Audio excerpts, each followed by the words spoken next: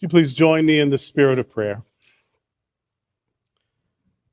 Let us dwell together in peace. Let us not be instruments of our own or of others' oppression. And now may truth be spoken, may only truth be heard. En el nombre de todo lo santo. Amen. What you did or didn't do for the most vulnerable, you did or didn't do to Jesus. That's what Matthew imagines Jesus saying, and I actually like that Christology. Our hero, our faith symbol, our way shower, our guru, as it were, Jesus, the example of light shining in the world, and that light is divine, and that divine light is in everyone. So when we recognize the sacred value of someone suffering, and we try to ease that suffering, we are responding to the same sacred essence that we encounter in Jesus. The thing about venerating Jesus, a peasant living in an occupied territory, someone who may not have been able to read, someone who had very little status and not a lot of resources, a peasant living in an occupied territory, someone who by admission didn't always have a home to sleep in, someone who associates with prostitutes and people who suffer from stigmatized diseases, someone who cares deeply for the poor and who breaks social norms with regularity, someone who defies, ignores, or reinterprets religious rules without shame or fear, someone who defies patriarchy by treating women as if they were human. And not just that radical, but even more radical, treating them as if they were as human as men. Someone who is open to, or at least can be led to being open to people from other cultures and religions. Someone who is accused and tried and convicted and executed for sedition. Someone who was considered an enemy of the state because he talked about a realm, a kingdom not approved by the empire. Now, this was a metaphysical realm. This was an ideological realm. This was a realm within. This was a realm of possibilities. This was a dream of what could be. This wasn't a plot of land somewhere with an army, although some wanted it to be. And maybe for a fleeting moment, he thought it could be. But in any case, he was not killed for you. He wasn't killed to make you straight or to make you cisgender or to make you likable to God. He was killed because he was a threat to the status quo in a system of empire. To venerate that person who had so little status, just enough status to get in trouble, someone who had very few allies, somebody who was clearly very charismatic and very generous and very loving and very caring, but who didn't have an army and who didn't have titles bestowed upon him by those who held power. Someone from the backwater who had a little ragtag gang of supporters, someone who was an itinerant preacher and philosopher and maybe part-time cabinet maker.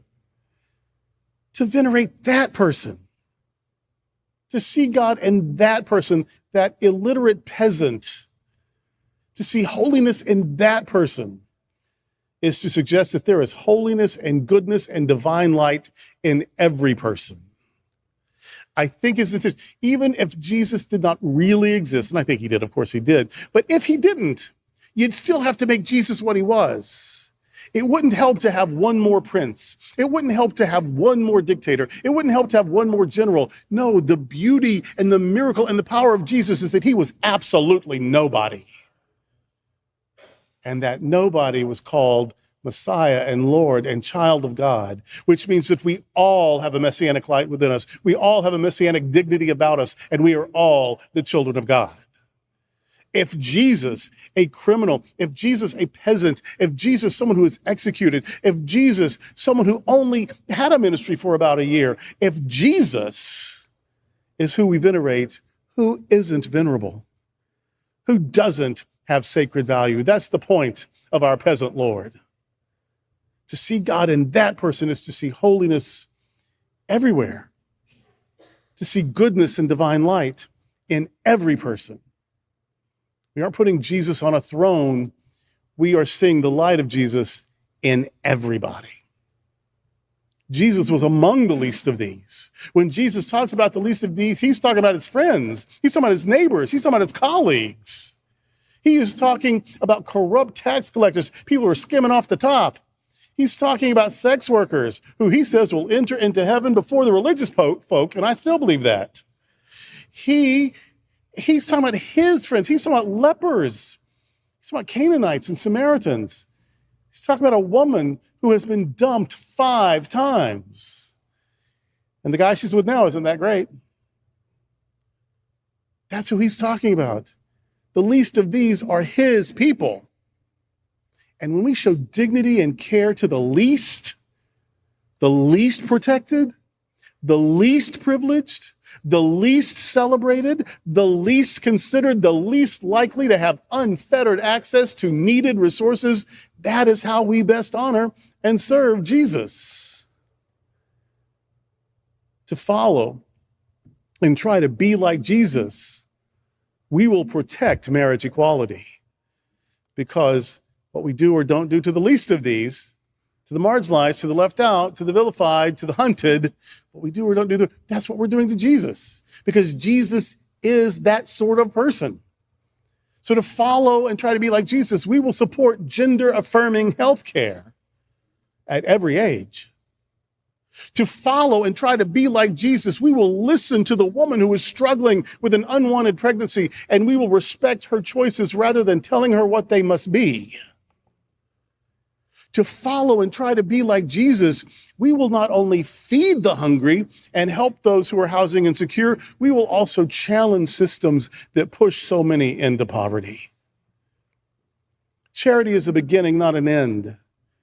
Charity says unjust systems are leaving way too many people out and way too many people down. So we've got to help them. We've got to make life a little bit better for them now, but we can't stop there. That's charity. Justice says, now let's change the systems. Justice says everybody has to share. Everyone has to give their fair share. That this idea that if we privilege the already super privileged, it will somehow trickle down and help everyone else, that is a well-established, well-documented, and long-standing lie. No, everyone has to do their bit.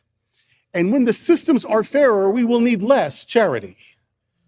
Now, charity helps someone in the moment, but it also helps uplift the systems that make charity necessary. So to follow and be like Jesus, we will not only feed the hungry and house the homeless, we will change the systems that allow for hunger and homelessness in a wealthy country.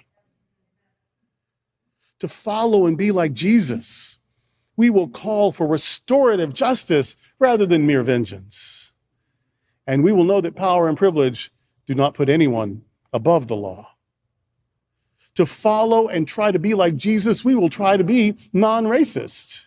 And then we will continue to work to become fully anti-racist. It's not enough that I personally don't have a lot of animus or ill will toward this, that, or the other group. But if I do not see the unnecessary struggles that have been put upon this, that, or the other group, if I don't see that I have privilege that someone else doesn't, or that someone has privilege that I don't, if I don't see the inequity of that and I don't want to change that, then I'm not yet anti-racist.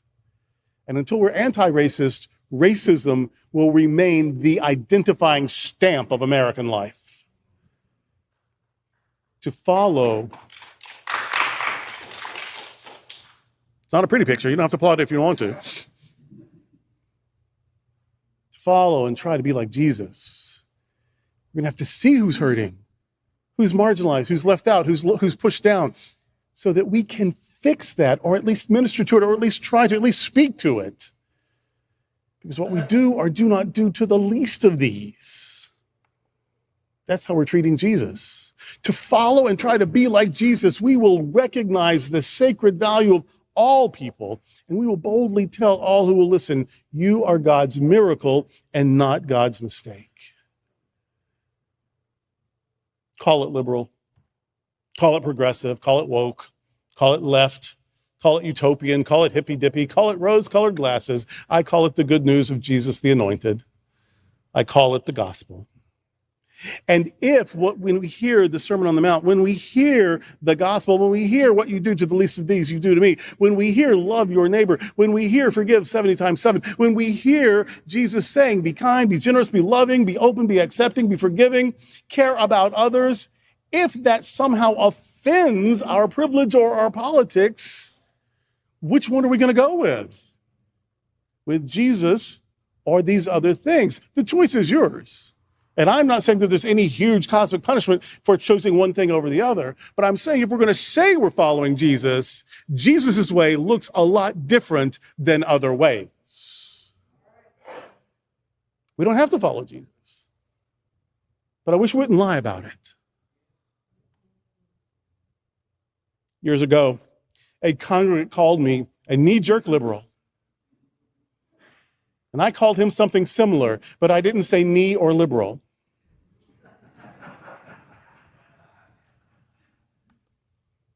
I was younger and in less control of my impulses in those days.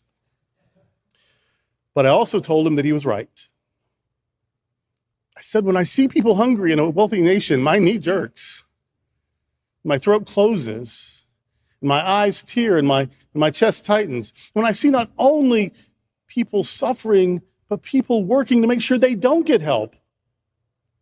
When I see that money is offered to states to feed children through the summer and the state leaders say, nah, we just don't care. We just don't believe in that. We're not going to accept that. What kind of philosophy, human or divine, would say, let children be hungry? So yes, my knee jerks. And I have those same sensations when I see children miserable, or the elderly forgotten, or people living in cars.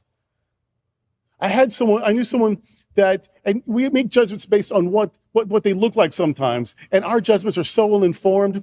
This person lost his job, went through his savings, ran up his credit cards, was almost totally ruined, but he drove a Cadillac. And so when people said, well, if you're so broke, why do you have a Cadillac? And he said, because I can live in the Cadillac, I can't drive my apartment. Our judgments aren't based on knowledge. So instead of judging people, we just need to know people are struggling. And how can we care about that? When I see people living in their cars, and when I know that we have the means to prevent and treat most illnesses, but when cures are meant to make a profit, not everyone has access to them. People suffering deserve a knee jerk, I believe. Transgender people being dehumanized, same-gender love being demonized, desperate refugees fleeing for their lives and being treated like a nuisance rather than human beings trying to survive. Oh yes, my knee jerks, and it does so in Jesus' name and for Jesus' sake, for the sake of the least of these.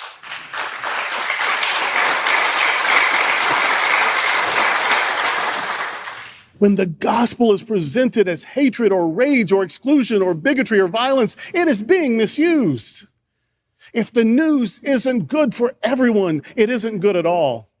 If the news isn't good for queer folk, if the news isn't good for women, if the news isn't good for people of every color, nationality, ethnicity, age, and income bracket, then it isn't good enough. If the news isn't good, then it isn't the gospel. And the good news is that the bad news is wrong. That's my message about Pride Tide Jesus. And I'll give you a little spoiler alert. You're going to hear about Pride Tide Jesus all month long. Today's sermon is Pride Tide Jesus 1.0. Next week, it's Pride Tide Jesus 2.0. The week after that, it's Pride Tide Jesus 3.0. Following that will be Pride Tide Jesus 4.0. And at the last Sunday of the month, really Pride Sunday, that will be Pride Tide Jesus 5.0. So stay tuned. Jesus, who is forever in solidarity with the least of these, who is in solidarity with the hurting, with the poor, with the queer, with the left out, with the marginalized. While people are arguing if some folks are too rich or too powerful or too important to be held accountable, other people are rotting away in prison for crimes they didn't commit or for crimes that shouldn't have been crimes to begin with. If you got multiple years for a quarter ounce of pot, that is a shame and a sin. And so there are things to work on and things to fix. And Jesus is in solidarity with those who need the things changed and fixed. What you do to the least of these. When you visit someone in prison, you're visiting me. When you visit someone in the hospital, you're visiting me. When you work for justice, you're working for me. When you give aid and comfort to someone who is suffering, you are giving aid and comfort to me. If we treat everyone as if there is a Christ experience, a Christ light, a Christ spirit in them, well, that's going to fix Gaza. And that's going to fix Ukraine.